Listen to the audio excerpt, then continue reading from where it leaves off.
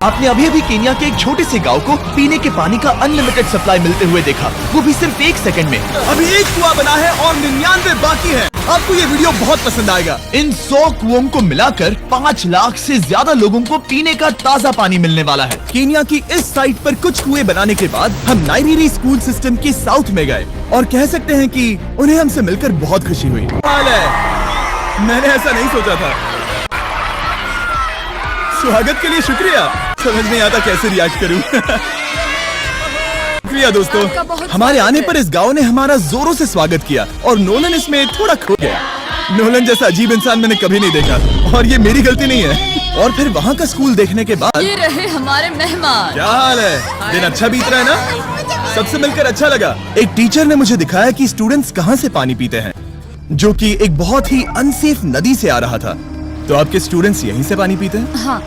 ये बुरी बात है। हाँ, स्टूडेंट्स हमेशा डायरिया जैसी बीमारी, टाइफाइड जैसी बीमारी की कंप्लेंट्स करते हैं क्योंकि वो ऐसा पानी पीते हैं। तो हाँ। हम कोशिश करते हैं, पर देख रहे हो ना, अब क्या कहा जाए। पर क्या करे, जिंदगी तो जीनी ही है और पानी तो सबको चाहिए होता है। जाहिर है कि इनकी हालत सच में बहुत खराब है।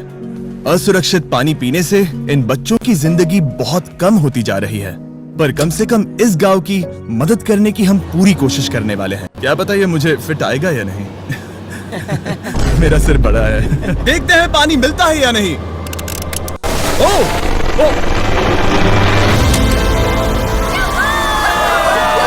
बारिश हो रही है, क्या नजारा है। पानी जमीन से बाहर आने के बाद उसे ऐसे बैरल्स में इकट्ठा किया गया और बैरल्स को वाटर टावर्स पर लगाने के बाद आसपास के गांव के लोगों के पास सिर्फ पीने के लिए साफ पानी ही नहीं था, पर एक प्रेशराइज्ड वाटर सोर्स भी था, जिसका मतलब है कि लॉन्ड्री के लिए सुरक्षित पानी भी मिलेगा। और खींचो। मुझे बताओ ये नोलन की मॉम से कितना हैवी है? नोलन की मॉम से दुगना। Oh God। मैं तुम्हें यहाँ से धकेल दूंगा। ठीक है, इसे अब यहाँ रख दो। हमने केन्या में और 20 कुएं बनाए और उसके बाद में भी कुआं डोंट है। वरी, मेरे दूसरे जूते में भी पानी है। मैं बताता हूँ कि हमने ये 29 कुएं कैसे बनाए। इस विशाल सी ड्रिल से जमीन में सैकड़ों फीट गहरा गड्ढा किया, वो भी पॉल्यूटेड सोर्सेज से होकर सीधे विशाल से पीने लायक पानी तक। उसके बाद हमने पाइप्स इंस्टॉल किए ताकि लोग पूरे अफ्रीका में इन हैंड पंप से पानी ले सके, और नाइरीरी में भी। इसे टेस्ट करके देखते हैं। पानी जैसा है। मुझे इस 5 गैलन ड्रम को भरने के लिए 5 मिनट लगे। इससे एक दिन में कितना पानी मिल सकता है? 3600 गैलन्स एक दिन में। ये न केवल स्कूल के 400 बच्चों को कवर करेगा, बल्कि स्कूल के आसपास के गांव वाले भी इसका अच्छे से इस्तेमाल कर सकते हैं। पानी के लिए शुक्रिया। कोई बात नहीं। ये पंप नॉन स्टॉप 30 सालों तक चल सकता है। आपको लग रहा होगा कि इस तरह का बड़ा काम करने के लिए एक बड़े गवर्नमेंट की जरूरत पड़ेगी, पर ये सच नहीं है। ये प्रॉब्लम सुलझाना बिल्कुल मुमकिन है और ऐसी चीजें करने के लिए इंसानियत को आगे आना ही चाहिए। आपकी कामयाबी का राज क्या है? सच कहूँ तो ऐसा कुछ खोजो जो तुम्हें करना पसंद है, उसे लंबे समय तक करो और तुम्हें कामयाबी जरूर मिले। हम इस गांव के लिए भी कुआं बना पाए, इस गांव के लिए भी और इन दूसरे 12 गाँव के लिए भी। और जब हम ये पंप्स लगा रहे थे, तब हमने यहाँ के एक स्कूल को नए कंप्यूटर से अपग्रेड भी कर दिया। बच्चों को ये कैसा लगा? शुक्रिया, सच में उन्हें ये बहुत पसंद आया। खुशी है कि सब ठीक से हो गया।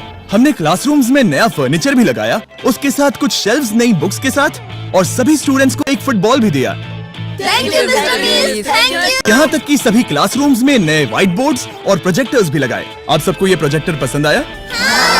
हम चौक का इस्तेमाल कर रहे थे जिससे बहुत डस्ट होता था, लेकिन आज सब कुछ साफ है। हमें इस बात की खुशी है। कोई बात नहीं, इतना तो कर ही सकते हैं। पर जब हम 45वें कुएं की साइट पर गए, तब एहसास हुआ कि वहाँ का हाल और भी बुरा है। जब भी उन्हें पानी की जरूरत पड़ती थी, तब उन्हें जंगल से 1 मील खतरनाक रास्ता तय करके जाना पड़ता था, जो एक विशाल सी पहाड़ी से जाता है। मैं जल्दी उठता हूँ, लगभग सुबह 4 बजे, ताकि मैं स्कूल के लिए पानी ला सकूँ। यहाँ से पानी निकालना सेफ नहीं है। ये जगह बहुत स्लिपरी है, जिससे किसी को चोट लग सकती है। हमने उनके कुएं पर काम करना शुरू किया, तब उन्होंने मुझे दिखाया कि वो पानी कहाँ से निकालते थे। आपको दिन में ऐसे कितने चक्कर लगाने पड़ते हैं? 2 बार। दिन में 2 बार? ओह वाह, तो एक आम स्टूडेंट ऐसा ही कुछ ले जाता है? ओह गॉड, अगर 200 स्टूडेंट्स ऐसा रोज करते हैं तो ये कितना मुश्किल होगा? बहुत मुश्किल हो सकता है। ओह गॉड, ये ढलान तो बहुत बड़ी है। अरे यार, ये ढलान तो रुकने का नाम ही नहीं ले रही। हर रोज मैं सच में दंग रह गया कि ये चढ़ाई कितनी मुश्किल थी। ये सब इतना कुछ करते हैं ताकि वो यहाँ तक पहुँच सके, जहाँ इन्हें साफ पीने का पानी मिल सके। आमतौर पर आप पानी यहीं से लेते हो? हाँ। और पानी भरने के बाद ये जग्स लगभग 18 किलो तक हो जाते हैं, जो इन बच्चों के लिए पहाड़ियों से ले जाने के लिए बहुत मुश्किल है।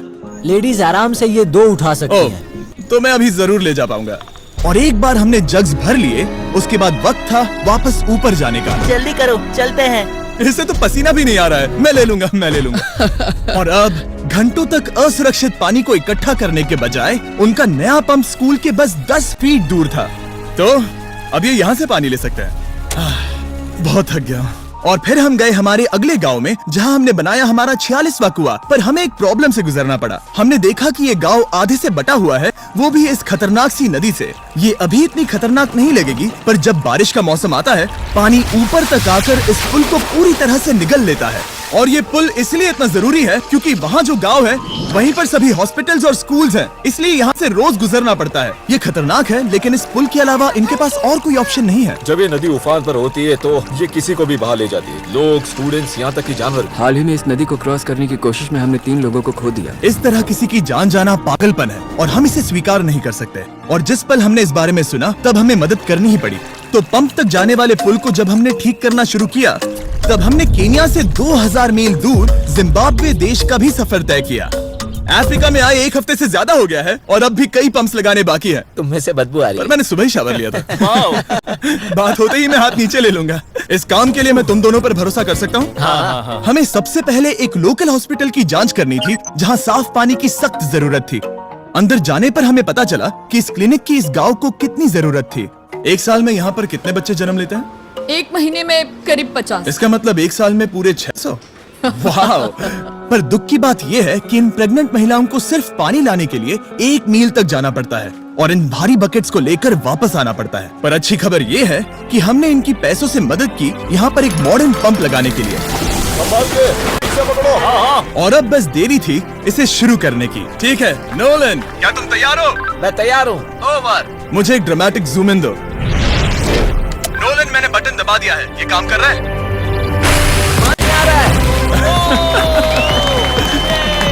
आप जाकर चेक करना चाहेंगे? हाँ, वहाँ पर। हाँ, चलो चलते हैं। लोगों को पानी मिलता देख मुझे आखिर बहुत अच्छा खुशी हो पानी रही मिल ही है। गया। ये सच में कमाल की बात है। हमारा नोलन एक प्रोफेशनल डांसर है। हाँ, मैं डांस कर रहा हूँ। वो कर रहा है। ओह गॉड, सॉरी, मैं नहीं चाहता कि आप इसे और देखें। साफ पानी मिले ये पक्का करने के अलावा इस गांव में बहुत से स्टूडेंट्स को ट्रांसपोर्टेशन की भी दिक्कत थी, तो हमने इन सबको नई साइकिल्स देने का फैसला किया। बच्चे बहुत ज्यादा हैं, पर हमने साइकिल्स भी उतनी ही खरीदी है। सच बताऊं तो मुझे साइकिल चलाना नहीं आता। जिमी को सिर्फ साइकिल देना आता है। कभी इसे चलाना नहीं सीखा। तो चलो हम एक रेस लगाते हैं। 3, 2, 1, गो! ओह माय गॉड, सभी मुझसे आगे जा रहे हैं। संभल के, मुझे चलाना नहीं आता, किसी को उड़ाना नहीं चाहता। तुम इसे चलाओगे? ठीक है, जाओ चलाओ। ओके। और इन्हें साइकिल्स देने के बाद हमने तब तक पंप्स लगाए जब तक हम पहुंच गए कुआं नंबर 69 तक। ये कुआं सोलर पावर्ड है, जो गांव के किसानों के लिए खास बनाया गया है, ताकि इनकी फसलों और जानवरों को जरूरत से ज्यादा पानी मिल सके। चाहे गर्मी हो या फिर बिजली ना हो, इससे कोई फर्क नहीं पड़ेगा। और एक पैनल है 200 वॉट्स का, जो एक पंप से जुदा है। ये पंप हर घंटे 5000 लीटर पानी खींच सकता है। बेसिकली ये अनलिमिटेड पानी का सोर्स है इस पूरे गाँव के लिए। ये बहुत बढ़िया है। और जिम्बाब्वे छोड़ने के बाद हम चाहते थे कि अफ्रीका की सभी कम्युनिटीज को पानी मिलता रहे। इसलिए हमने और कुछ पंप्स बनाए युगांडा में, सोमालिया में और कैमरून में। कैमरून में हमने क्या क्या किया ये देखने के लिए फिलैंथ्रोपी चैनल पर हम जल्द ही एक वीडियो अपलोड करने वाले हैं। इन गाँव में वक्त बिताने पर मुझे एहसास हुआ कि पंप्स लगाना कितना जरूरी होता है। कैसे ये खेती को पानी देते हैं, भूखे का पेट भरते हैं, कैसे ये हॉस्पिटल्स को साफ सुथरा रखते हैं, और सबसे जरूरी कैसे ये आने वाले पीढ़ी के बच्चों के लिए लंबी और हेल्दी जिंदगी जीने में मदद करते हैं। और इससे कम्युनिटीज का भविष्य भी सेफ हम होता है। बहुत समय से इंतजार कर रहे हैं साफ पानी के लिए। What is life. और कुछ लोकल लोगों की मदद से हमने आखिरकार ये पुल पूरा कर ही लिया, जिसे ये कम्युनिटी अगले 100 सालों तक इस्तेमाल कर सकती है। कई जिंदगियां बचेगी, परिवार एक साथ आएंगे, परेशानियां चली जाएंगी। इस वीडियो और फाइनली 100वां पंप। ओह माय गॉड, मुझे माफ करना।